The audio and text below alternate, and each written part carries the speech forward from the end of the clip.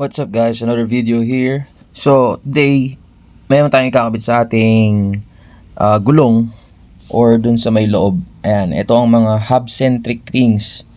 So ano nga ba to? Ito kasi is yung para mag-fit ng sakto yung center bore nung mugs at saka nung kinakabitan ng mugs. Ngayon, wala akong idea dito. Pero nung biglang minention sa akin nung bibilan namin ng mugs, in-offer niya at sinabi na para maiwasan daw yung vibrate. So yan, nakikita nyo, yan ang center bore ng kabitan ng mugs. At ito naman yung sa mugs. And kapag ka stuck ka lang, sakto yan. So yung mugs mo, nakapatong siya mismo dun sa center bore ng kinakabitan ng mugs.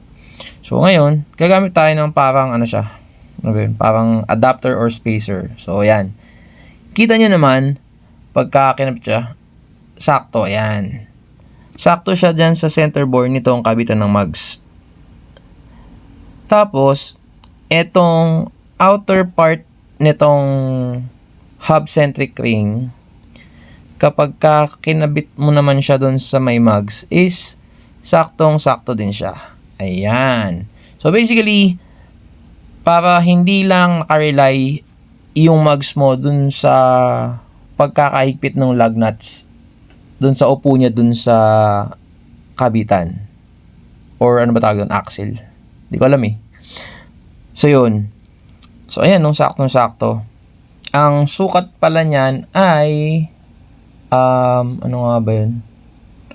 Ilalagay ko na lang sa description, hindi ko maalala eh. So yun, kinabit na natin.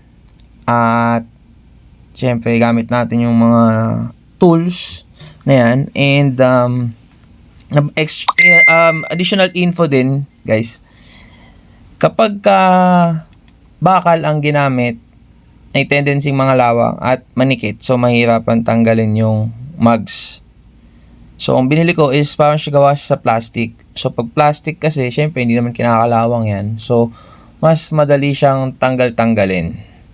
Ewan ko kung tama pagkaalala ko. Pagka racing, parang mas gamit nila yung bakal. Kasi mas matibay, syempre.